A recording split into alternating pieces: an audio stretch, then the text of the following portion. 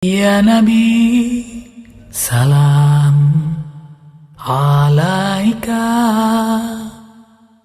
Ya Rasul, salam alaika.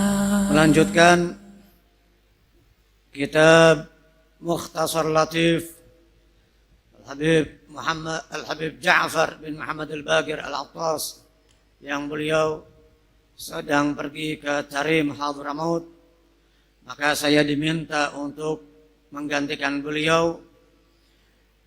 Dikatakan di dalam kitab Al-Mukhtasar Latif, Faslun fin najasati. Faslun fin najasati. Fasal membahas tentang najis. An-najasat jam'u najasatin. Jamak bentuk plural dari mufrad atau tunggalnya najasah. An-najasat. Wan najasatu. Namun sebelum kita baca matan dari kitab Mukhtasar Latif, apa itu an-najasah? An-najasatu lughatan kullu mustaqdarin. Najasah atau bahasa kita najis itu menurut bahasa, di dalam bahasa, secara etimologi, kullu mustaqdar, segala sesuatu yang menjijikan disebut najis di dalam bahasa. Adapun di dalam syariat wa syar'an, di dalam syariat, istilah di dalam ilmu agama, secara terminologinya, kullu mustaqdarin yamna'u sihhata shalah haitsu la murakhis. Segala sesuatu yang menjijikan yang dapat mencegah sahnya salat ketika tidak ada rukhsah, ketika tidak ada murakhis yang dapat memperbolehkan. Contoh dikatakan di sini, amma idza wajadal murakhis kafaqidit tahurain. Adapun jika seseorang dia menemukan murakhis yang dapat diperbolehkan, ada rukhsah, ada kebolehan dia membawa najasa, membawa najis, seperti orang yang tidak menemukan dua alat suci, kafaqidit tahurain, orang yang tidak menemukan dua alat suci, tidak ada air, tidak ada debu, air untuk berwudu atau untuk mandi hadas, atau juga debu, tidak ada untuk tayamum. Tidak ada dua alat suci, baik alma wa turab, air dan debu tidak ada. Ketika seseorang tidak menemukan dua alat suci, fa innan najasata la tamna'u sihhatas shalah, maka pada saat itu najis yang ada pada dirinya, pada badannya, tidak mencegah sahnya salat. Berarti dia boleh bawa najis, dia boleh berlumuran dengan najis. Ketika tidak bisa dihilangkan, tidak bisa dihindari, dan dia tidak mendapatkan dua alat suci, yaitu air dan debu. Air untuk wudu, sementara debu untuk tayamum. Wa alaihil qadha, tapi dia wajib mengulang sholatnya. Ini pembahasan masalah najis secara hukum syariat dalam pembahasan ilmu fiqih. Tetapi ada najis secara maknawi. Apa itu najasah maknawiyan? Secara maknawi yang tidak terlihat dalam pembahasan fiqih batin, ilmu tasawuf, penyakit hati. Seperti sombong, kal kibri, seperti sifat kibir, sombong, itu juga najis. Bahkan di dalam sebuah hadis, baginda Nabi kita Muhammad sallallahu alaihi wasallam, beliau bersabda, la yadkhulul jannata man kana fi qalbihi mithqalu dzarratin min kibrin. Tidak masuk surga seseorang yang di dalam hatinya ada sebesar dzarrah, sekecil apapun, ada sifat sombong, tidak masuk surga. Nggak masuk surga nih selama masih ada sombong di dalam diri kita. Subhanallah. Ada seseorang sahabat bertanya, "Ya Rasulullah, fakaifa rajul yuhibbu an yakuna thawbuhu hasanan wa na'luhu hasanan wa fi riwayatin wa na'luhu hasanatan mu'annats." Bagaimana wahai Rasulullah ketika seseorang dia suka pakai baju pakaian yang bagus, sendalnya alas kakinya bagus, apakah termasuk dia sombong? Dia suka berpakaian yang bagus, pakaiannya bagus, rapi, dan juga alas kakinya bagus, mahal. Apakah itu termasuk sombong? Maka Nabi Shallallahu Alaihi Wasallam beliau menjelaskan sifat sombong itu, patokan sombong itu adalah al-kibru batrul haq wa ghamtun nas. Sombong itu seseorang ketika menolak kebenaran. Ketika dia ditegur, dinasihati seseorang, dia menolak, dia tidak bisa menerima kebenaran yang disampaikan kepadanya. Dia tidak bisa menerima, dia sombong, selalu menolak kebenaran, wa ghamtun nas, dan merendahkan orang lain, melihat dirinya lebih baik daripada orang lain. Itu definisi sombong. Al-kibru batrul haq wa ghamtun nas. Maka para sahabat, mereka sudah mendapatkan penjelasan dari Rasulullah Sallallahu Alaihi Wasallam. Ini termasuk najis batin. Tidak kalah pentingnya daripada kita hanya juga sibuk membersihkan najis zahir. Ketika akan kita beribadah, ketika kita mau salat, tidak kalah pentingnya kita membersihkan najis batin seperti sifat sombong dan yang lainnya. Adapun isbal, apa itu isbal?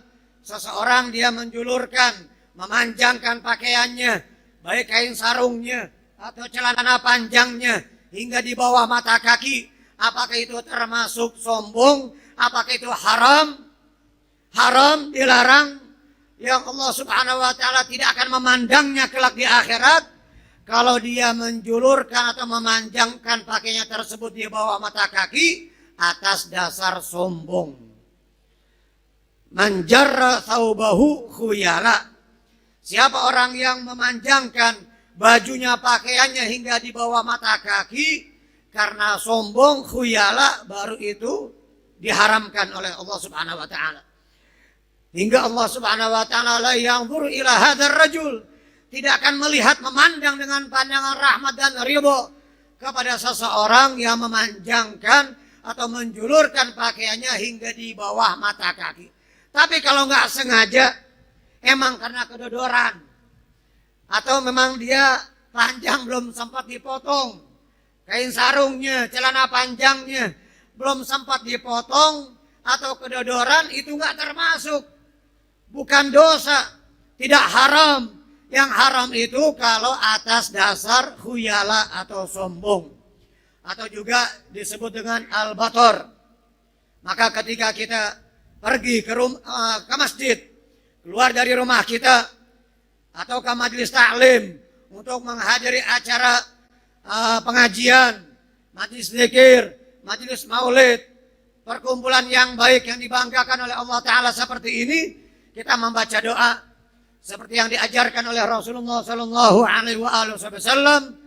Allahumma inni as'aluka bihaqqis sa'ilina alaik, wa bihaqqir raghibina ilaik, wa bihaqqi mamsyaya hadha ilaik, fa inni lam akhruj asharan wala bataran wala riya'an wala sum'atan, bal kharajtu ittiqa'a sakhatik wa ibtigha'a mardatik. As'aluka an tu'idhani minan nar wa tudkhilani al-jannah wa taghfira li dhunubi fa innahu la yaghfiru dhunuba illa anta. Baca enggak nih kalau setiap ke masjid? Setiap pergi ke Masjid Al-Munawwar, ketika kita akan menghadiri Jalsatul Itsnain, kita baca itu doa. Bukan hanya ke masjid, majelis taklim, baik di jalanan, di rumah, apapun perkumpulan yang baik, atau kita silaturahim, juga kita boleh baca doa ini. Dianjurkan membaca doa ini. Allahumma inni as'aluka bihaqqis sa'ilina alaik. Di dalam doa ini mengandung makna tawasul. Nabi Muhammad mengajarkan tawasul. Ya Allah, dimasyru'kannya, disyariatkannya tawasul. Memohon kepada Allah Ta'ala dengan pangkat, kedudukan, kebesaran, pangkat orang-orang saleh, baik para nabi, para wali, para ulama-ulama, maka kita diperintahkan oleh nabi, oleh para ulama, mengajarkan kepada kita diperbolehkannya yang namanya tawasul, bukan syirik. Nah, kalau tawasul syirik berarti Nabi mengajarkan syirik. Nabi Muhammad SAW beliau tawasul setiap hari, setiap pergi menuju ke masjid. Para ulama-ulama, guru-guru kita pun demikian.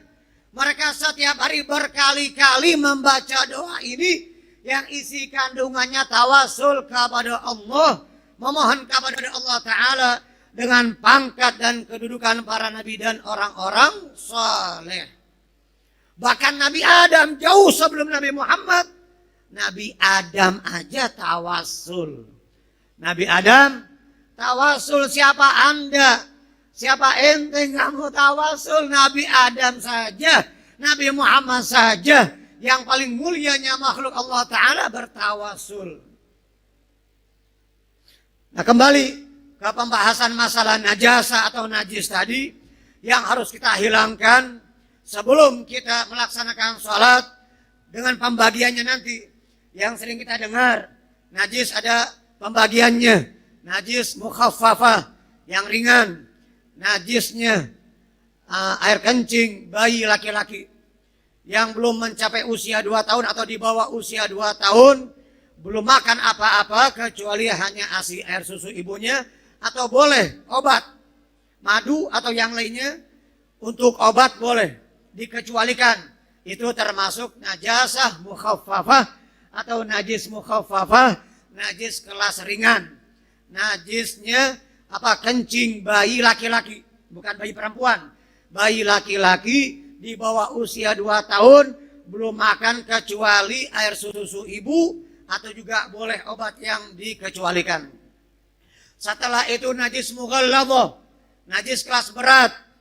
Najisnya anjing dan babi, B1 sama B2 ya.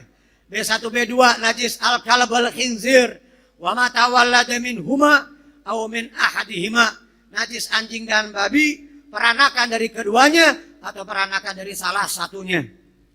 Bapak sama emaknya, salah satu orang tuanya nih, bapak atau emaknya anjing, walaupun umpama ada kambing kawin sama kambing, apa anjing kawin sama kambing.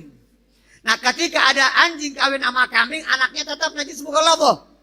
Walaupun wujudnya kambing, wujudnya ayam, wujudnya apapun juga tetap najis mughalladhah, karena salah satu bapak atau ibunya ini najis mughalladhah, apalagi dua-duanya. Wa ma tawallada minhuma, anjing sama babi kawin, anaknya apalagi najis mughalladhah. Nah, di pertengahan najis mutawassithah ini yang terbanyak yang dicontohkan di sini, seperti darah, nanah, ar-raus. Apa contohnya di sini? Dikatakan yang pertama apa? Mana nih? Yang pertama al-baul, kencing. Bukan kencing bayi laki-laki tadi yang sudah lebih dari usia 2 tahun atau belum 2 tahun tapi dia udah makan pisang. Seperti bayi-bayi sekarang. Belum 2 tahun, jangankan 2 tahun, baru 1 bulan, baru seminggu udah dikasih pisang Ambon.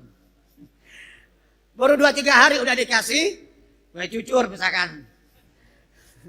Udah dikasih susu, tapi bukan susu manusia, bukan susu ibu, susu formula, susu sapi. Itu tetap najisnya mutawassithah. Tidak dikategorikan najis mukhaffafah karena sudah minum susu formula. Apalagi susu formula itu bukan hanya murni susu sapi, tapi sudah ada racikan dengan zat atau bahan-bahan yang lain. Al-baul, najis mutawassithah. Wal ghaid, kotoran manusia. Wal rauth, kotoran binatang. Wal qayh, nanah. Wad dam, darah. Wal qay'u, muntah. Wal khamar, minuman keras. Jadi minuman keras ini selain haram dikonsumsi juga najis. Mengena baju kita, mengena ke badan kita najis selain haram dikonsumsi. Tapi tidak semua yang haram najis. Kalau itu tidak tidak cair, seperti katakan narkoba, ganja, atau yang serbuk, maka itu tidak najis. Misalkan ada teman kita jahil, iseng, kita mau sholat, diselipin ganja, diselipin narkoba bentuk pil, atau yang bentuknya serbuk, kita sholat, nggak najis, hanya haram dikonsumsi, tapi nggak najis, sah sholat kita. Kalau yang cair, khamar, baru itu najis. Khamar itu biasanya perasan anggur. Minuman keras yang dibuat dari perasan anggur disebut khamar. Adapun selain dari perasan anggur seperti dari korma atau yang lainnya disebut nabidh. Nabidh, nun, ba, ya, zal, nabidh. Nah, banyak sekali nanti macam-macamnya najis, insya Allah akan kita lanjutkan pada pertemuan yang lainnya. Semoga Allah Ta'ala bersihkan badan kita, hati kita dari najis yang zahir, najis yang hissi maupun yang maknawi. Najis yang maknawi seperti sifat sombong, angkuh, bangga diri dan yang lainnya. Apabila kita salat, bersihkan dari najis yang zahir dan batin. Semoga Allah Ta'ala memperbaiki salat kita, amin. Semoga Allah Ta'ala menjadikan salat kita salat orang-orang yang khusyuk. Allahumma ja'alna minal khashi'in, minal muqimina lis-salah, wa minal hafidhina 'alaiha. Rabbana atina fid dunya hasanah wa fil akhirati hasanah wa qina 'adzaban nar. Wa sallallahu ala sayyidina Muhammadin wa ala alihi wa sahbihi wasallam. Alhamdulillahirabbil alamin wa lafu minkum. Wassalamualaikum warahmatullahi wabarakatuh.